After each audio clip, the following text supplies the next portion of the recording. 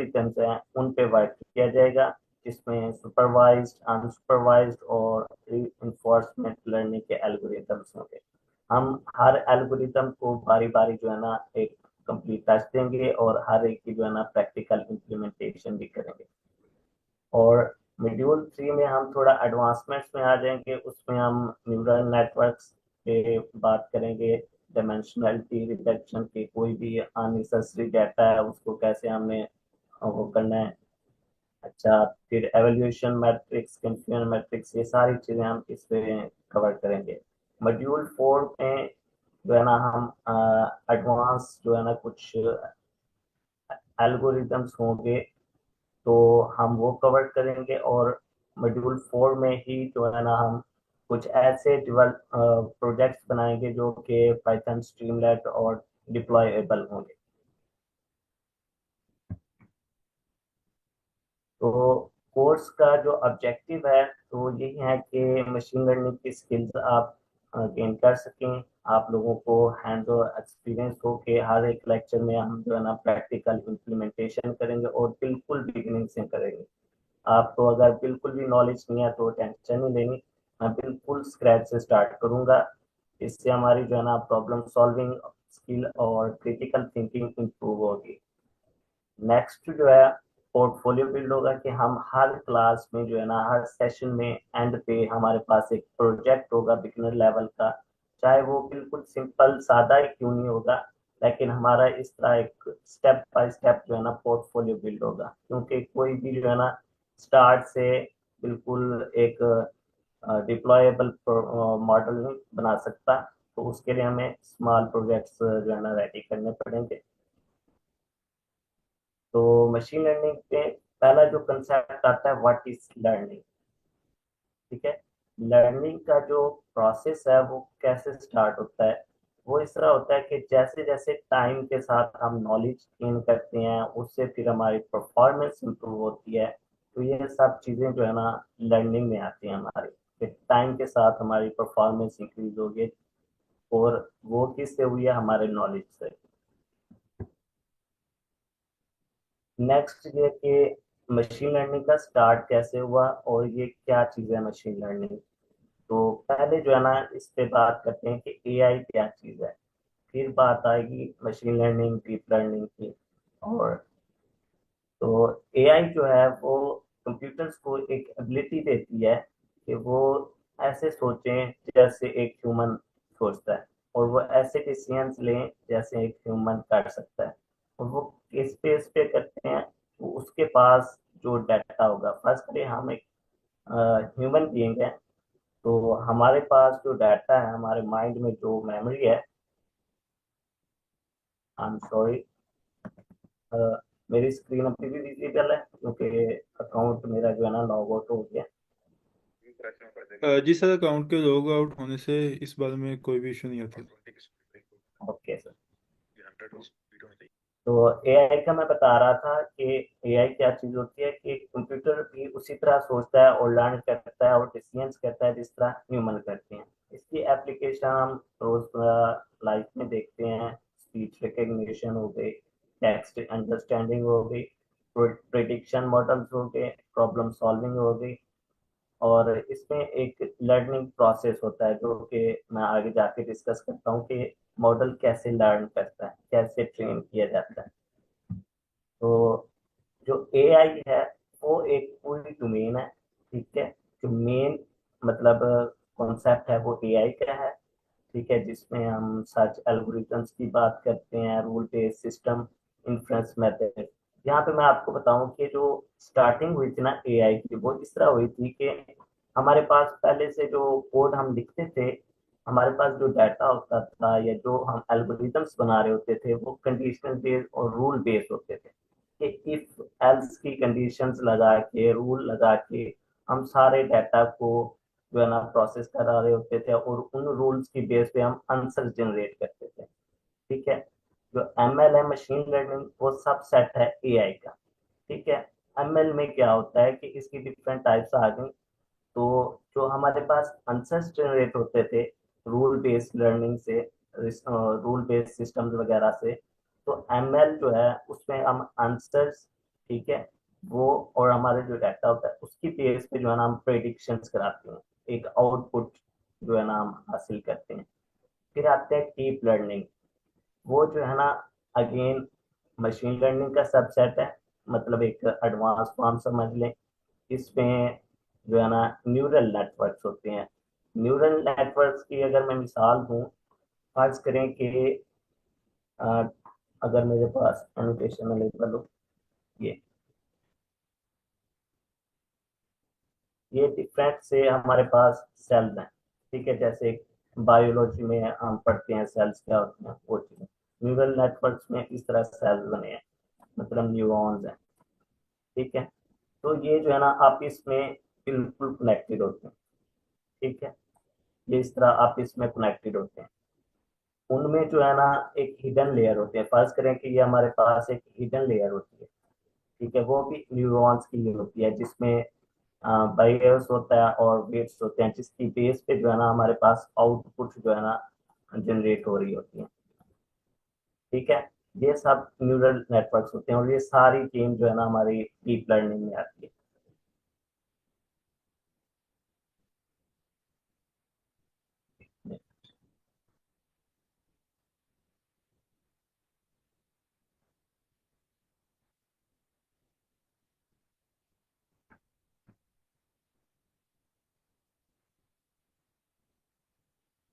Okay,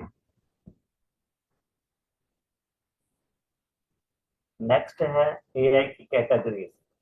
AI जो है ये दो कैटेगरीज में डिवाइड की जाती है, एक आर्टिफिशियल नैरो इंटेलिजेंस, दूसरी है एजीआई आर्टिफिशियल जनरल इंटेलिजेंस।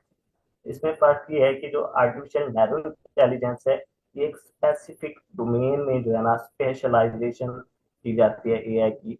ठीक है, फर्ज करें कि सेल्फ ड्राइविंग कार्स हो गई या सर्च इंजन हो गए या फार्मिंग फैक्ट्रीज, एक स्पेशलाइज्ड डोमेन जो है ना यहाँ पे एआई में स्पेशलाइजेशन की जाती है और उसकी किसी स्पेसिफिक पर्पज के लिए यूज किया जाता है, तो वो ए एन आई में आती है। जो एजीआई है वो आर्टिफिशियल जनरल इंटेलिजेंस। ठीक है, ये इस लेवल पे आके एआई जो है ना वो सारे काम कर सकती है जो एक ह्यूमन कर सकता है। एजीआई हमारा मेन टास्क है, जो कि जो है पूरी दुनिया जो है ना इस चीज को अचीव करने पे लगी है।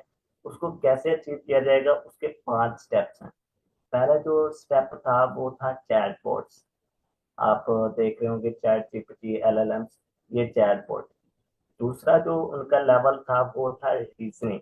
आप देखते होंगे कि डीप थिंकिंग आ गई उनमें, वो एक एज अ ह्यूमन वो मेमोराइज करने लगे आंसर, थिंक करने लगे, डिसीजंस करने लगे। थर्ड लेवल जो था वो एजेंट था, एआई एजेंट्स आ गए। ये डिफरेंट एजेंट्स जो है ना आपस में मिलकर एक टास्क को, किसी ह्यूमन मतलब ज्यादा इन्वॉल्वमेंट नहीं होती, वो सारा टास्क खुद ही जो है ना मैनेज कर रहे होते हैं। इसके बाद आता है इनोवेशन एंड ऑर्गेनाइजेशन, जो कि अभी अचीव नहीं हुए। ठीक है, उसमें जो है ना एआई जो है ना खुद अपने डाटा की बेस पे न्यू एआई मॉडल्स जो है ना ट्रेन करेगा।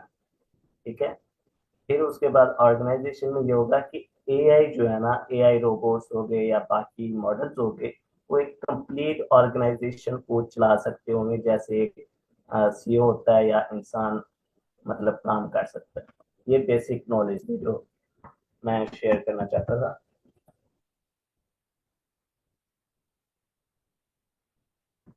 अगेन नेक्स्ट, के मशीन लर्निंग और ट्रेडिशनल सिस्टम में क्या फर्क था।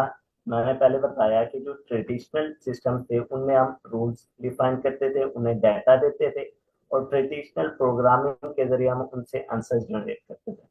जो मशीन लर्निंग आई, इसमें हमारे पास आंसर्स हैं, ठीक है, डाटा है, उसके जो है ना ट्रेनिंग करके रूल्स जनरेट करते हैं, एल्गोरिदम्स बनाते हैं। वो एल्गोरिदम्स क्या करते हैं कि जो भी डाटा है उसमें हमारा जो है ना पैटर्न रिकग्निशन करते हैं, डिसीजन मेकिंग करते हैं विदाउट एक्सप्लिसिट प्रोग्रामिंग किए। नेक्स्ट, मशीन लर्निंग वैसे और डीप लर्निंग में क्या मेन डिफरेंस है वो मैं बताऊंगा कि जो मशीन लर्निंग होती है वो एक तो उसमें जो है ना हम मैनुअल जो है ना एक्सट्रैक्ट करते हैं, ऑटोमेटिकली फीचर्स एक्सट्रैक्ट नहीं होते।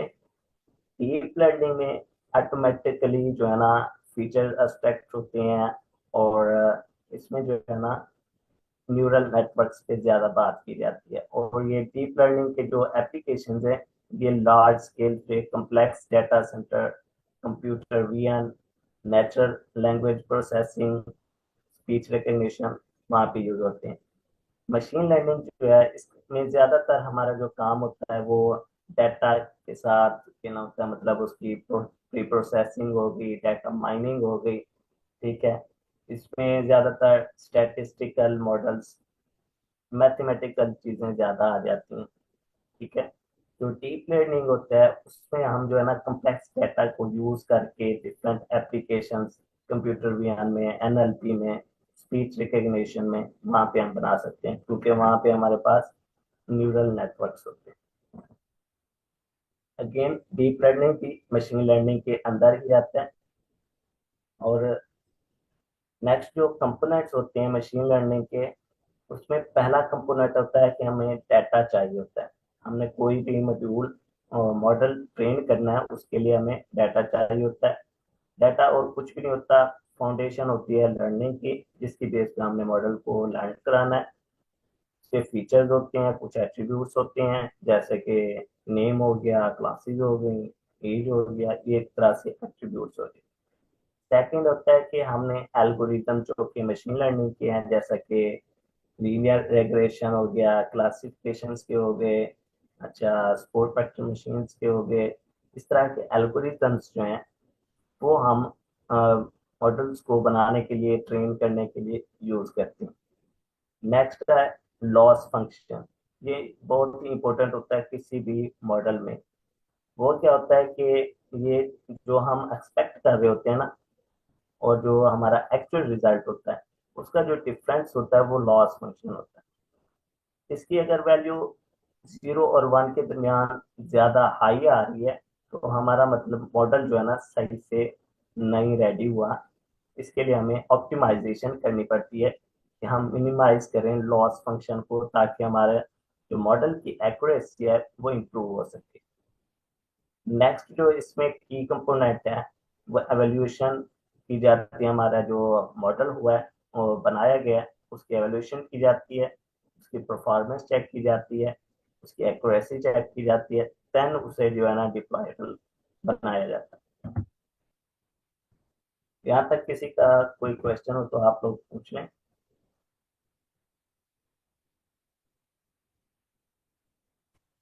अस्सलाम वालेकुम सर। वालेकुम अस्सलाम। सर आपने डिफरेंस में बताया कि मशीन लर्निंग में और डीप लर्निंग में मेन फर्क है जो फीचर्स जो हैं, इसके की फीचर्स हैं उनका डिफरेंस है कि मशीन लर्निंग में हम मैनुअली डिसाइड करते हैं कि क्या फीचर होंगे, और डीप लर्निंग में ये ऑटोमेटिक हो जाता है। एक तो ये डिफरेंस भी हो गया, दूसरा मैंने आपको बताया कि जो मशीन लर्निंग है उसमें क्लासिफिकेशन और प्रिडिक्शन और स्टैटिस्टिकल चीजें जो है ना वो जो है ना डिस्कस की जाती हैं। जबकि डीप लर्निंग में जो है ना हम फीचर्स की ज्यादा जो है ना हम वो करते हैं, बात करते हैं, और रॉ डाटा से कोई डिसीजंस बनाते हैं, या फिर हम किसी एक स्पेशल एरिया में जैसे कंप्यूटर विज्ञान, एनएलपी, उसमें जो है ना कम्प्लेक्स मॉडल्स अगर हमने बनाने हो तो वो हम करते ओके सर।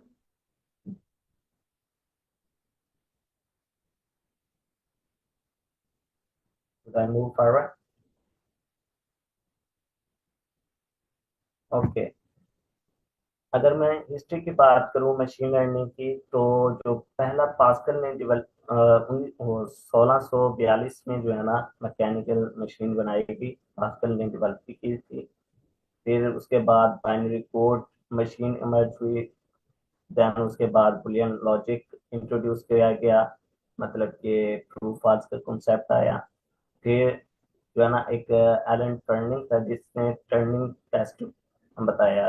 ये क्या होता है टर्निंग टेस्ट? कि हमारे पास जो मशीन लर्निंग का मॉडल होता है, ठीक है, उसके लिए एक बेंचमार्क, उसकी टेस्टिंग के लिए जो है ना एक बेंचमार्क दिया गया कि ये जो मॉडल है इस बेंचमार्क पे इसकी ये थ्रेशोल्ड वैल्यू होगी, तो इसकी एक्यूरेसी इतनी होनी चाहिए।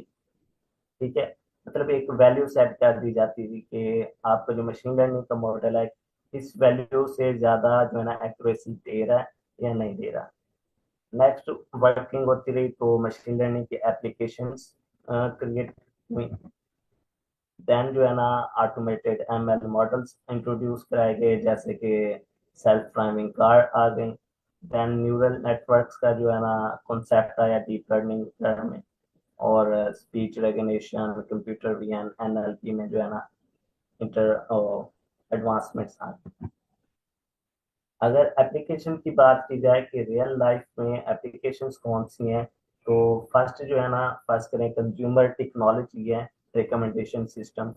आप देखते होंगे कि अमेजोन जो है ना ये बहुत ज़्यादा यूज़ कर रहा है कि वो प्रोडक्ट्स ऑडियंस को दिखाता है जो उसके मतलब नीड के मुताबिक हो, जो उसके इंटरेस्ट से। ठीक है, तो ज़्यादातर ये जो हम रिकमेंडेशन सिस्टम्स बना रहे हैं शॉपिंग के लिए, मूवीज़ के लिए या बुक्स के लिए, उसके पीछे मशीन लर्निंग के एल्गोरिथम्स यूज हो रहे हैं, इसके मॉडल्स वर्क कर रहे हैं।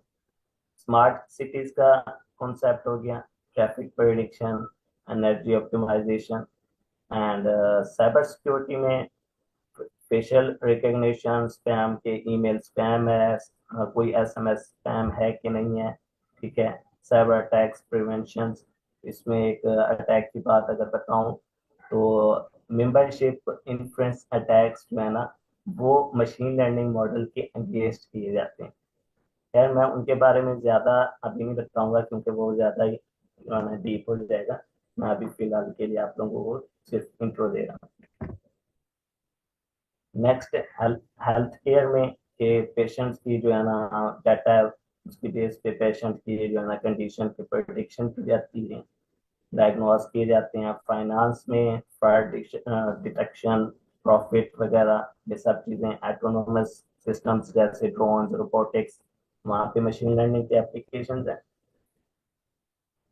अच्छा, जैसे मैंने बताया कि मोबाइल टेक्नोलॉजी में फिर वॉइस के असिस्टेंट हो गए, फेशियल रिकग्निशन, जैसे कि आपके लॉक सिस्टम है मोबाइल के लॉक्स, वो भी इसी पे वर्क कर रहे होते हैं कि उसके पास डाटा की बेस पे जो है ना आप जैसे स्कैन करते हैं अपने फेस को, उसका डाटा जो है ना मोबाइल के पास सेव हो जाता है और वो मैच करता है एड्जेस को। ठीक है, ये इमेज प्रोसेसिंग शायद किसी को पता हो, तो फिर वो उसके कॉन्सेप्ट कंप्यूटर विजन के कॉन्सेप्ट में आ जाते हैं।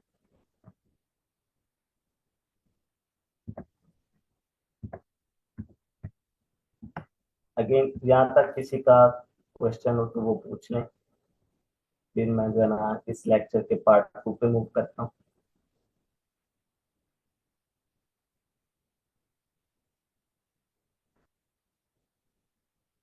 एनीवन, किसी का कोई क्वेश्चन?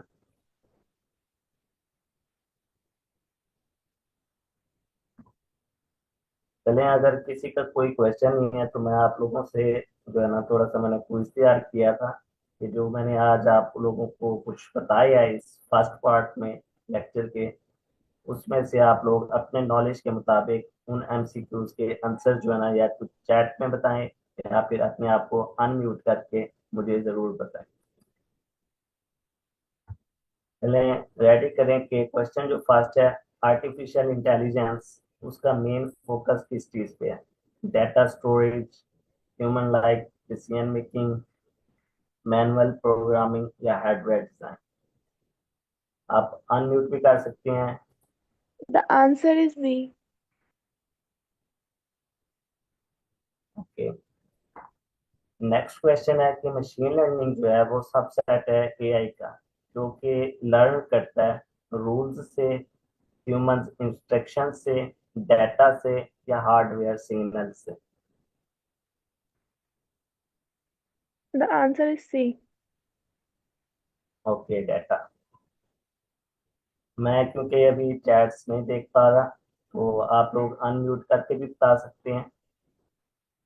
नेक्स्ट क्वेश्चन है, which learning types uses instruction and feedbacks from the environment? शायद मैंने The अभी answer इसके इसके बारे में अभी Reinforcement ओके, इसके बारे में क्योंकि अभी मैंने डिस्कस नहीं किया तो ये आप रहने भी दे सकते हैं। नेक्स्ट क्वेश्चन है कि डीप लर्निंग जो है वो किस तरह डिफरेंट है ट्रेडिशनल एमएल सिस्टम से मॉडल से, कि इसमें डाटा यूज नहीं होता, रिक्वेस्ट करती है। समझ नहीं आई क्या था Option C. जी? डीप लर्निंग जो है ना ऑटोमेटिकली एक्सट्रैक्ट करती है फीचर्स को, which is the common of application of machine learning. Option B. Okay, correct. Recommendation system.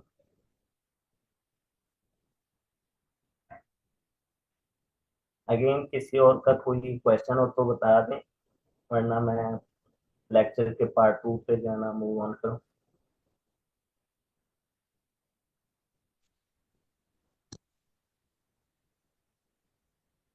Ji Shafaq Aslam. Sir आपने कहा था कि सर मैं पूछ लूँ क्वेश्चन। जी जी मैम। सर आपने कहा था कि आप है ना हर क्लास के बाद एक प्रोजेक्ट भी मतलब करवाएंगे, तो मतलब वो जी इस तरह से होगा कि आप पहले कोई एक एल्गोरिथम हमें पूरा बताएंगे कि वो वर्क किस तरीके से करता है, फिर उस पर कोड करके बताएंगे, फिर उस एल्गोरिथम का हम कोई प्रोजेक्ट बनाएंगे, या डायरेक्टली हम प्रोजेक्ट पर ही लर्न करेंगे कि वो एल्गोरिथम क्या कर रहा है और क्या नहीं। जी जी मैम, जो आज जो है ना मैंने इस वजह से पार्ट 2 भी इसमें फर्स्ट लेक्चर में कवर कर रहा हूँ कि थ्योरी जो है ना आपको थोड़ी सी ओवरव्यू दे दूँ, कि जो हम नेक्स्ट एल्गोरिथम्स पे बात करेंगे ना, फर्ज करें कि लीनियर रिग्रेशन की बात कर रहे हैं, तो उसके मुताबिक जो छोटे छोटे कोड के स्क्रिप्ट्स हैं, कोड कैसे रन कर रहा है, मतलब जो जो चीज़ें हमने लिखनी होगी, कैसे एक स्टेप बाय स्टेप हमने करना होगा, वो मैं उस लेक्चर पे भी दूंगा। फिर मैं एक कंप्लीट जो है ना, जैसे मैंने इसके लिए भी एक मॉडल बनाया हुआ है, ठीक है, इजी सा बिगनर लेवल प्रोजेक्ट है, वो भी आप लोगों को प्रोवाइड करूंगा कि आप उसको अंडरस्टैंड करें। कुछ एक्स्ट्रा चीजें उसमें होंगी, जैसे लाइब्रेरीज न्यू इंपोर्ट हुई होंगी, कुछ स्टेप्स होंगे, ठीक है, वो भी उसमें ऐड हों, वो आपके एक्स्ट्रा लर्निंग के लिए होंगे। जी सर उस्मान। वेल डियर, मेरा पूछना था कि इसमें कोड नहीं, जो एल्गोरिथम जो भी होगा उसकी आप बेसिक कॉन्सेप्ट्स मैथमेटिक्स से स्टार्ट लेंगे या नहीं? लाइक मैथमेटिक्स उसमें हम करेंगे, like for instance by hand calculation first and then go for the coding and then move on. आपकी सर किस मैं तरह की होगी स्ट्रेटेजी? सर अगर मैं फुल डीपली अगर जाऊंगा ना, फर्स्ट करें कि लीनियर रिग्रेशन है उसकी मैथमेटिकली और मैनुअली, जैसे आप कह रहे हैं कि हैंड्स ऑन, ये मैं कोशिश करूंगा, लेकिन उसके जो है ना मैं मतलब कुछ बेसिक कॉन्सेप्ट्स जो है ना उसके मैं जरूर दूंगा, ठीक है, उसके वर्किंग कैसे हो रही है, उसको कहाँ पे यूज करना है, और कोड में कैसे यूज करना है, और कैसे किस मॉडल में यूज करना है, कैसे मॉडल वो यूज हो रहे होंगे, एल्गोरिदम, ये चीजें मैं डिस्कस करूंगा। क्योंकि सर अगर हम फुल डीपली एक चीज को ले लेना, खास करें कि इसमें हम प्री प्रोसेसिंग पे बात करेंगे, तो उसमें तो 2-2 वीक्स भी लग जाती हैं, 3-3 वीक्स। अब हमने जो है ना डाटा माइनिंग का एक पूरा सेमेस्टर पढ़ा था, आप लोग शायद सीएस से हो या आईटी से हो, तो डाटा माइनिंग में यही होता है कि आप डाटा प्री प्रोसेसिंग कर रहे होते हैं, उसकी क्लीनिंग कर रहे होते हैं, विजुअलाइजेशन पे काम कर रहे होते हैं। तो ये क्योंकि मशीन लर्निंग बहुत वास्ट फील्ड है, तो मैं कोशिश ये करूंगा कि जी ये आपकी बात ठीक है। वो अगर हम प्री प्रोसेसिंग, तो आई थिंक सो कि वो तो डेटा साइंस में आ जाएगा कि हमें उसका प्री प्रोसेसिंग कैसा करना है। बट ये है कि मैं चाह रहा हूँ कि अगर पॉसिबिलिटी हो कि आप मैथमेटिक्स को भी इसमें लाइक एटलीस्ट थोड़ा सा टच लाजमी दें कि ये किस तरह वर्क करे। आप इधर आप ग्रेडियंट डिसेंट से जाएंगे या आप उसकी जो ट्रेडिशनल मैथमेटिक्स है उसके थ्रू जाएंगे। उस्मान खान, उस्मान खान, जी जी। एक और कोर्स जो है बहुत जल्द हम लॉन्च करने वाले हैं।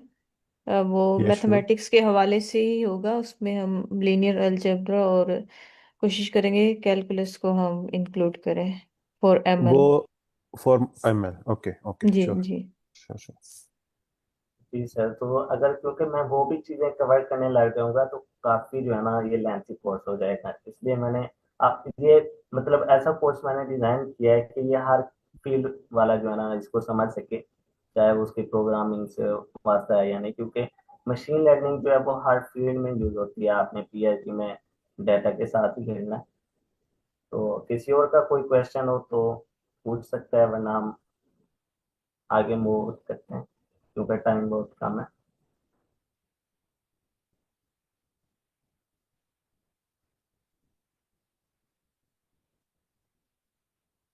ओके, अगर किसी का कोई क्वेश्चन है तो हम पार्ट 2 को जो है ना वो कवर करते हैं।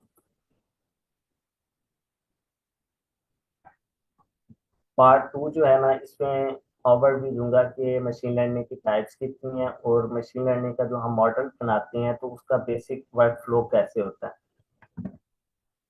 पहले जो मशीन लर्निंग की टाइप है वो होती है सुपरवाइज्ड लर्निंग।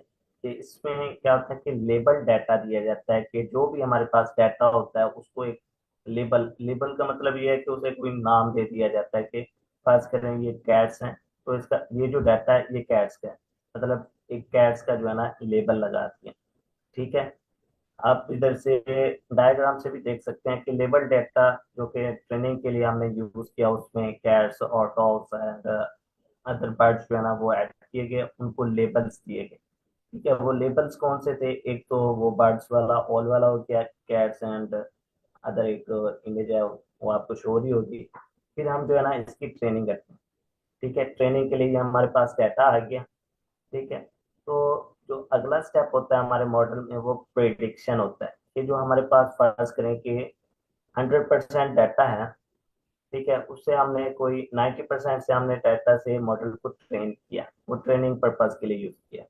10% ऐसा डाटा जिसपे हमने लेबल नहीं यूज किए होंगे, ठीक है, एक अननाउन डाटा समझ ले, वो हम जो है ना अपने मॉडल को देंगे और उसे कहेंगे कि जो तुम्हें ट्रेन किया गया जिस डाटा पे, उसमें से देखो कि ये मैच करता है या नहीं पास कर। ठीक है, ताकि वो हमें प्रिडिक्शन करके बताए, फिर हमें पता चलता है कि हमारे मॉडल की एक्यूरेसी कितनी है।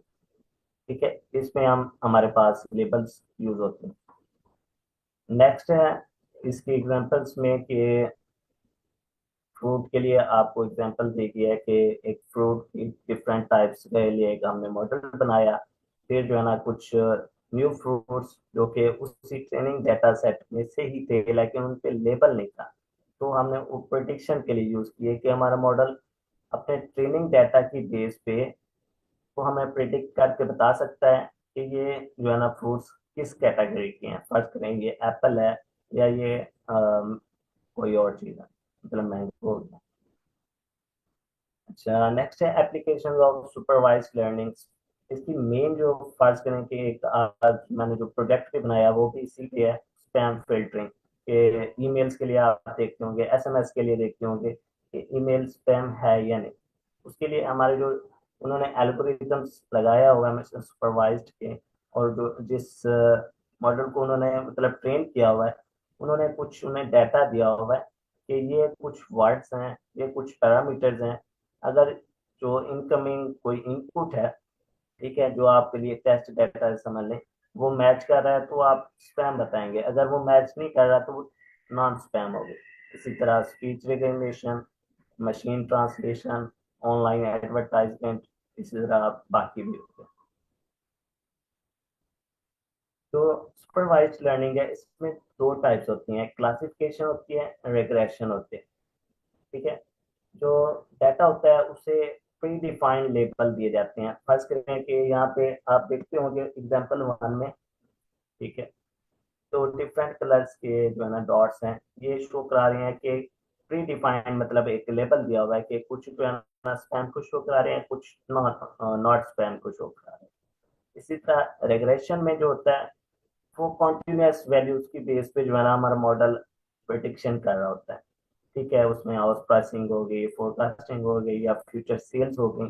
कॉन्टिन्यूस जैसे जैसे उसको डाटा मिलता जाता है वो खुद उस डाटा की बेस पे प्रिडिक्शन करता जाता है। फिर रेग्रेशन के अलग से आपको बताया, लीनियर रेग्रेशन हो गया, लॉजिस्टिक रिग्रेशन हो गया, ये इस तरह के फिर एल्गोरिथम्स। टाइप्स की बात की जाए क्लासिफिकेशन की, तो एक बाइनरी क्लासिफिकेशन होते हैं, नेक्स्ट होता है मल्टी क्लास क्लासिफिकेशन। बाइनरी में जो होता है वो टू द पॉइंट, मतलब यस होगा या नो होगा, ट्रू होगा या फॉल्स होगा, इस तरह की चीज। स्पैन है या नहीं है span, direct to the point.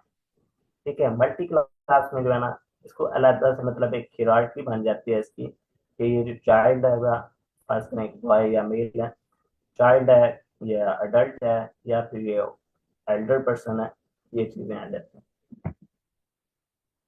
इसके जो एल्गोरिथम है मैं यहाँ पे सिर्फ नाम ही बता रहा हूँ, आगे जो हम लेक्चर्स कवर करेंगे हम इन सब जो है ना एल्गोरिथम्स को वन बाय वन वन हर एक लेक्चर में कवर करेंगे। ठीक है, इसमें नियरेस्ट के नियरेस्ट नेबर्स एक एल्गोरिथम होता है, लीनियर रिग्रेशन हो गया, डिसीजन ट्री हो गया, एसवीएम हो गया, लॉजिस्टिक रिग्रेशन हो गया, रैंडम फॉरेस्ट। इसकी डिटेल जो है ना मैं नेक्स्ट लेक्चर में वन बाय वन इसको कवर करूंगा। और ये हर एक जो है ना लीनियर रिग्रेशन या लॉजिस्टिक रिग्रेशन या क्लासिफिकेशन के जो भी हम बना रहे होंगे, कोई मॉडल ट्रेन कर रहे होंगे, जो भी मतलब मैं आपको एल्गोरिथम्स पढ़ाऊंगा उसकी बेस पे जो है ना हम एक जो है ना कोई प्रोजेक्ट इंप्लीमेंट करेंगे। नेक्स्ट जो टाइप है वो है अनसुपरवाइज्ड लर्निंग। अगेन अगर यहाँ तक किसी का कोई क्वेश्चन हो तो आप दरमियान में इंटरेक्ट कर सकते हैं।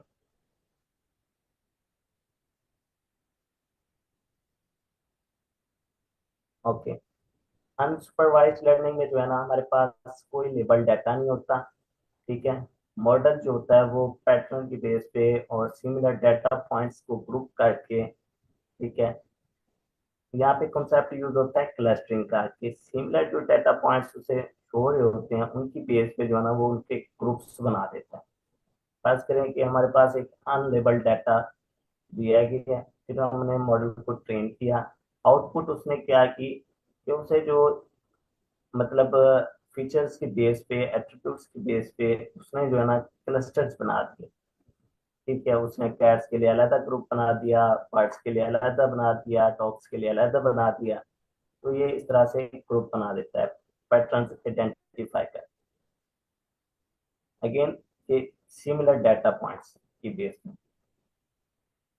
एप्लीकेशन कौन सी हैं क्लस्टरिंग के लिए, जैसे कस्टमर सेगमेंटेशन। पास करें कि कुछ कस्टमर जो है ना वो शूज जो है ना मतलब एंड्रॉइड के पसंद करते हैं ज़्यादा, तो जो हमारा मॉडल होगा वो उनकी बेस पे जो है ना सेगमेंट कर देगा और उनको वैसे ही रिकमेंडेशन में प्रोडक्ट्स दिखाएगा। नेक्स्ट कॉन्सेप्ट, इंपॉर्टेंट कॉन्सेप्ट जो यूज किया जाता है डायमेंशनलिटी रिडक्शन। इसमें ये होता है कि हमने अननेसेसरी जो हमारे पास डाटा आ गया है, ठीक है, हमने उसमें से उसको एक तो क्लीन करना है और उसमें से अननेसेसरी वैल्यूज को खत्म करना है और ऐसे खत्म करना है कि हमारा जो मॉडल है उस पर इफेक्ट ना आए, उसकी एक्यूरेसी इंप्रूव। नेक्स्ट है एनॉर्मली डिटेक्शन, मतलब कि हमारा जो मॉडल है, ठीक है, जो हमारे पास क्लस्टर्स बने हैं, खास करें एक ये क्लस्टर R1 हो गया, ये P1 R2 क्लस्टर हो गया, ये सिमिलर डाटा पॉइंट्स जो थे ब्लैक कलर के उसने बना दी। फिर मॉडल को ये पता चलता है कि कुछ जो है ना उनके कलर्स रेड हैं और उसका जो है ना आपस में डिस्टेंस भी काफी ज्यादा है। ठीक है, इनको हम कहते हैं आउटलायर्स। ये जैसे बताया है, ये वो होते हैं एक तरह से समझ लें कि एरर्स होते हैं जो कि हमारे मतलब मॉडल्स हम बना रहे होते हैं उसमें हमारी एक्यूरेसी को जो है ना अफेक्ट करते हैं, इनको हम आउटलायर्स कहते हैं। ठीक है, ये डिटेक्ट करने के लिए हम यूज करते हैं।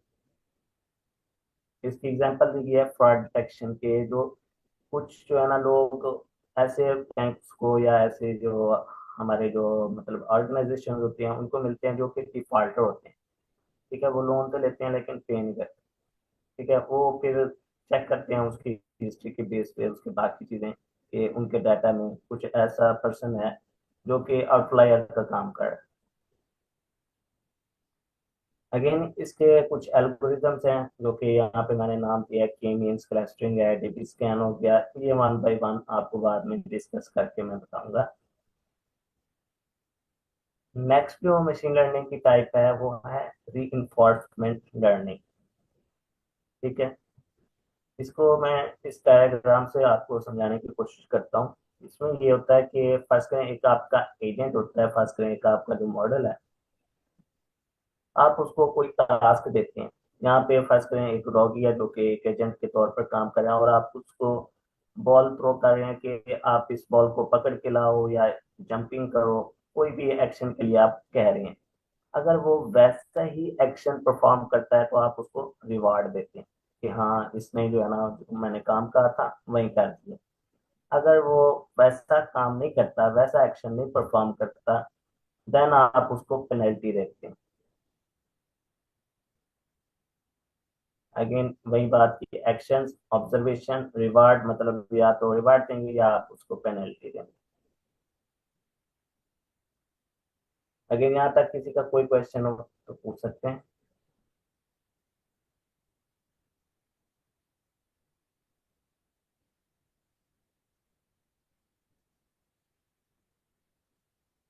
ओके, जो मशीन लर्निंग है उसका जो वर्क फ्लो है, कंप्लीट जितने भी मॉडल्स हैं वो इस वर्क फ्लो पे जो है ना हम ट्रेन कर होते हैं। पहला जो हमारा काम होता है वो डाटा कलेक्ट करना होता है, फिर उस डाटा को क्लीन करना होता है, फॉर्मेट करना होता है जो कि डाटा प्रोसेसिंग में आता है। फिर डाटा मॉडल सिलेक्शन की जाती है कि हमने इस डाटा के कौन सा मॉडल, मतलब कि कौन सा एल्गोरिथम यूज करना है, जैसा कि लीनियर रिग्रेशन करना है, क्लासिफिकेशन मॉडल बना रहे हैं हम, या फिर कोई और मॉडल।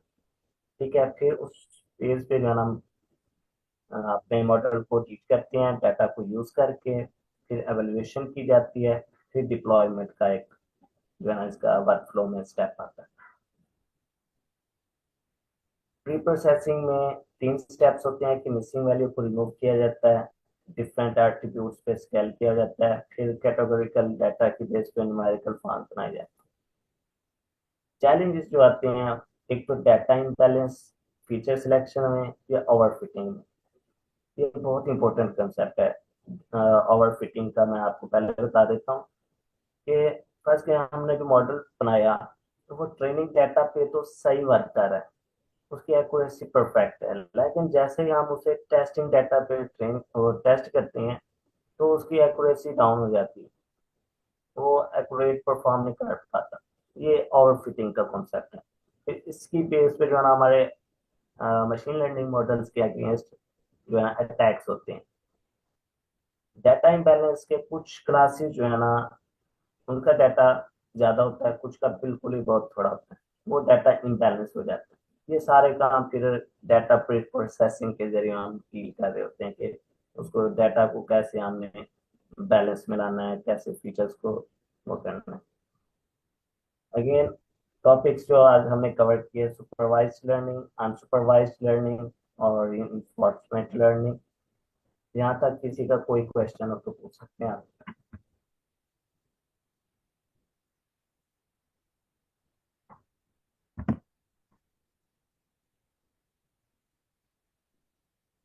किसी का कोई क्वेश्चन?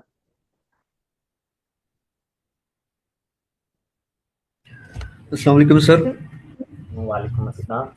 अच्छा सर, ये जो रेनफोर्समेंट लर्निंग है, इसके अंदर जब वो एनवायरनमेंट से सीखता है चीज़ें, फिर वो जो सेव होती हैं। जी अच्छा सर, जैसे हम लोग है ना, जो कि दूसरे जो सुपरवाइज अनसुपरवाइज में, उसमें तो हमें पता चला है कि हम लोग डेटा सेट उनको दे रहे हैं, ठीक है, एंड देन वो कुछ एल्गोरिथम में वो काम करता है, देन वो हमें देता है कुछ, ठीक है, आउटपुट वगैरह। तो वहाँ पे जी तो हम लोग है ना, मतलब वो जो कि एक्शंस जो हो रहे हैं, ठीक है, उनसे वो सीखता है, तो वो एज एज एंड बिहाइंड वो सेव भी होता है या वो नहीं होता है, वो किस तरह से सेव होता है? ये जो है ना, जो भी हमारे पास मॉडल्स होते हैं उसमें कुछ पैरामीटर्स, हमारे जो एल्गोरिथम्स होते हैं, ट्रेनिंग डेटा सेट और टेस्टिंग डेटा सेट, इसके लिए कुछ जो हम कोड्स भी लिखते हैं।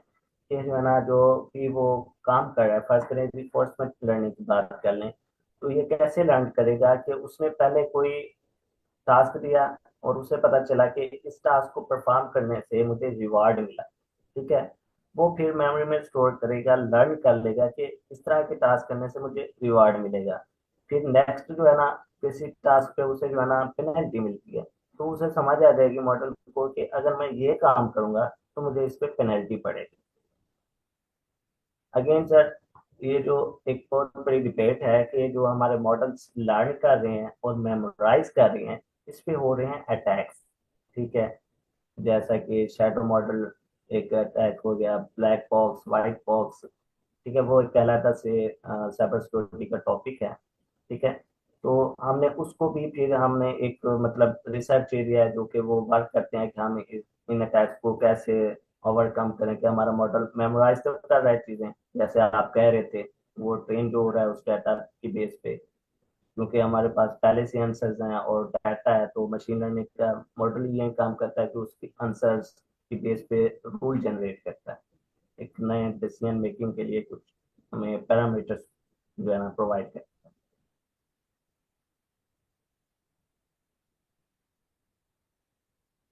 अगेन सर, अच्छा अगर अगर अच्छा मतलब सर। कि कहीं पे मैं मतलब अगर मतलब लैग कर रहा हूँ इंफॉर्मेशन में, तो मैं अगेन गूगल करके आपको सही से गाइड कर सकता हूँ, लेकिन जो मेरे नॉलेज में था तो मुझे आपका क्वेश्चन ऐसे ही समझ आया कि आपने ये चीज पूछी, क्या आपको आंसर उसका मिल गया या? अच्छा, जैसे हम लोग ना सुपरवाइज एंड सुपरवाइजर में अगर कोई मिस्टेक करते हैं, ठीक है, कोई हम ट्रेनिंग तो हमने कर दी, आउटपुट में कोई इशू आ रहा है, ठीक है, ओवर फिटिंग में कुछ इशू आ रहा है, तो यस। फिर फिर वो है ना, मत फिर से हमें उसको एडिट करना होता है, फिर कोडिंग के थ्रू, या कहाँ पे हमने मिस्टेक की है, प्री जी प्रोसेसिंग की है, सिलेक्शन में जी कहाँ जी पे, ठीक। जी देन हम लोग रीइंफोर्समेंट में अगर आते हैं, तो यहाँ पे क्या होता है कि वो वहाँ पे तो फिर हमें एडिट करके फिर से उसी जो सुपरवाइजर जो भी चीज़ें फिर से वो उसको परफेक्ट डालनी पड़ी ताकि वो अंडर फिट आ जाए ना।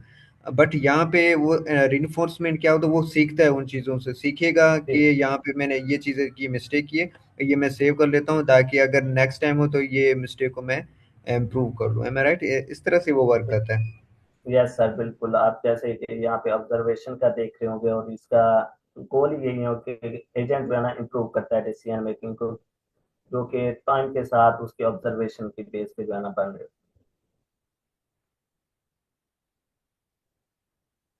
अगेन किसी का कोई क्वेश्चन? जी मैम शोभा। सर मेरा एक क्वेश्चन है। जी जी मैम।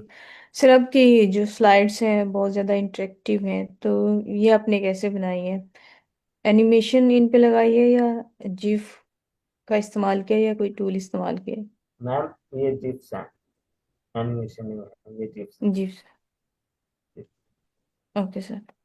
सर मेरे क्वेश्चन ये है कि आपने प्रोजेक्ट्स की बात की, तो छोटे प्रोजेक्ट्स तो हम यूट्यूब से भी देख के बना लेते हैं, तो मतलब इस कोर्स में कोई एक बड़ा प्रोजेक्ट होगा? जी मैम, पहले जो है ना तकरीबन कोई 10 जनवरी से और 17 जनवरी तक का जो वीक होगा उसमें मेरे जो दूसरे ट्रेनर हैं सर अब्दुल्ला, स्ट्रीमलाइट और पाइथन से, वो जो है ना प्रोजेक्ट्स कुछ कराएंगे बेसिक, जो हमने यहाँ तक काफ़ी एक थ्योरी कवर कर चुके हैं। ठीक है, देन हम जो है ना कुछ एडवांस टॉपिक्स लास्ट वीक में थोड़े से करके फिर जो है ना मैंने 2 वीक्स या एक वीक ऐसा रखा है कि हम जो है ना मैं प्लान कर रहा हूँ कि कोई बड़ा प्रोजेक्ट एक टीम जैसे मिलकर बनाती है ना प्रोजेक्ट, वैसा प्रोजेक्ट मैं प्लान कर रहा हूँ, क्योंकि आगे मेरे एग्जाम आ जाने तो इस वजह से अभी मैं प्लान नहीं कर पा रहा, लेकिन प्रोजेक्ट्स इसमें होंगे। अभी मैं आपको लोगों को, क्योंकि टाइम बहुत थोड़ा है, आप लोगों को थोड़ा सा आज वाले प्रोजेक्ट का भी आइडिया दे देता हूँ।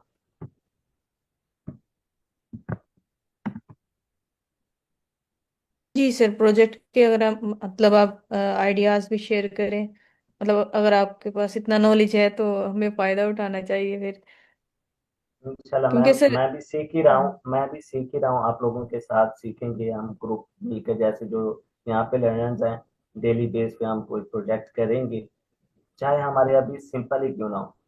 मैं क्योंकि आपको बताऊं तो ये चीज़ें स्टेप बाय स्टेप जो आपकी प्रोफाइल में होती हैं, तो ये बहुत इम्पैक्ट करते हैं कि आपने कोई चीज़ स्टेप बाय स्टेप सीखी है। किसी ने अगर बड़ा एक प्रोजेक्ट अपनी गिटहब पे वो किया हुआ है, तो वो समझेंगे कि इसने एकदम से कैसे ये प्रोजेक्ट कर लिया, इसकी जर्नी कहाँ पे है, तो आपने जर्नी शो करनी है अपनी, देन हम कोई गाना इंशाल्लाह बड़ा प्रोजेक्ट भी प्लान करेंगे। तो टाइम बहुत थोड़ा है, तो आपको आज का जो एक सिंपल सा प्रोजेक्ट बता रहा हूँ जो मैंने थोड़ा सा देखा है, ईमेल स्पैम डिटेक्शन, जो कि मैंने बात की थी सुपरवाइज्ड लर्निंग में, ठीक है, क्लासिफिकेशन मॉडल्स में। और यहाँ पे क्योंकि स्पैम डिटेक्शन एसएमएस के साथ है, तो यहाँ पे रिकग्निशन का मॉडल्स भी यूज होंगे। मैं आपको थोड़ा सा ओवरव्यू दे देता हूँ, देन फिर मैं आपको ये जो है ना कोलैब की फाइल शेयर करूंगा, आप इसको देखिएगा कि स्टेप्स कैसे यूज हुए, मेन जो आज का टास्क नहीं था। ठीक है, ये मॉडल हमारे पास था कि डाटा सेट। पहला हमारा काम होता है कि हमारे पास डाटा कहाँ से आएगा। कैगल एक वेबसाइट है जहाँ से आपको डाटा मिलेगा। कल का आप लोगों का यही टास्क होगा, मैं पूछूंगा अभी कि हम डाटा सेट को कहाँ से ले सकते हैं और डाटा सेट को हम किन डिफरेंट टाइप्स या तरीकों से लोड कर सकते हैं अपने मॉडल में। ये आप लोग जरूर देख के आइएगा। पहला काम, हमने डाटा सेट डाउनलोड कर लिया, इंपोर्ट कर लिया कैगल से। देन हमारा काम होता है लाइब्रेरीज।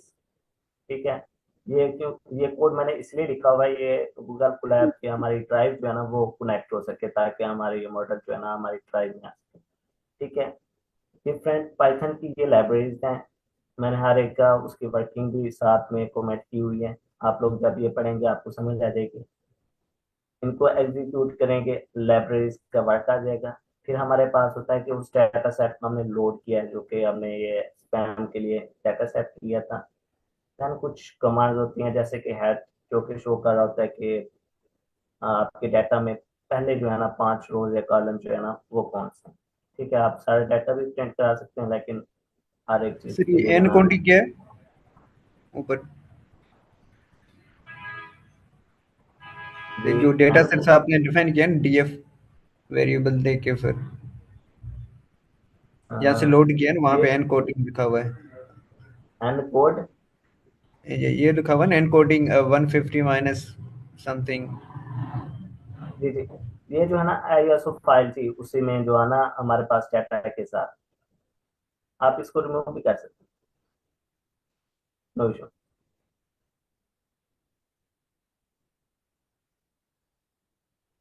अगेन एक मिनट रह रहा है।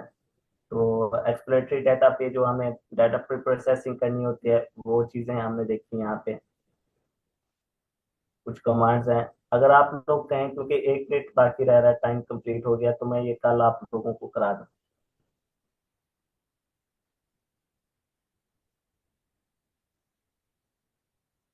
Any feedback?